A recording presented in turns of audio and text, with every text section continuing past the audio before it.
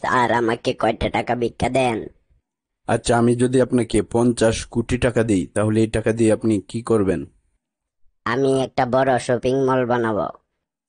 তারপর? আমি সেই শপিং মলের সামনে দাঁড়িয়ে একাই ভিক্ষা করব। অন্য কোনো ফকিরকে সেই শপিং মলের সামনে দাঁড়াতেই দিব না, সব ভিক্ষা আমিই নেব।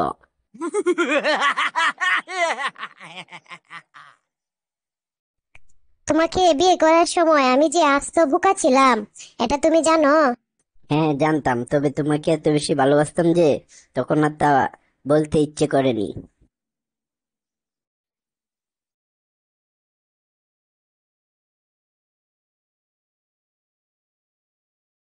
কি খিচুড়ি রেঁধেছো, একদম গোবরের মতো স্বাদ। হায় আল্লাহ, এই লোক না জানি আর কি কি কে দেখেছে।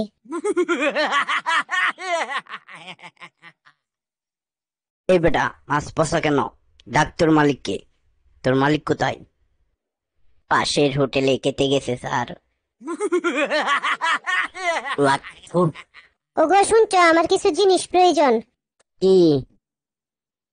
ছেলে মেয়ে আর আমার জন্য পার্সের জামা, বিছানার চাদর, কয়েকটা নতুন চেয়ার আর একটা ফ্রিজ, একটা এলইডি টিভি, ছেলের জন্য মোবাইল আর মেয়ের জন্য গহনা।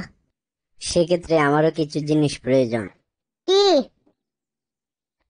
একটা বন্দুক, একটা মুখোশ, আর শহরের একটি ব্যাংকের পুরো নকশা।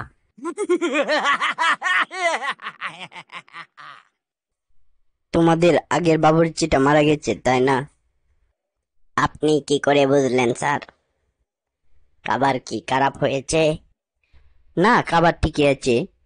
তবে আগে খাবারের ভিতরে সাদা চুল পেতাম, আর ইদানিং কালো কালো চুল পাচ্ছি।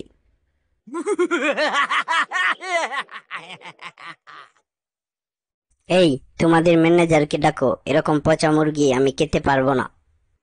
ম্যানেজারকে ডেকেও কোনো লাভ নেই, তিনিও পচা মুরগি খেতে পারেন না।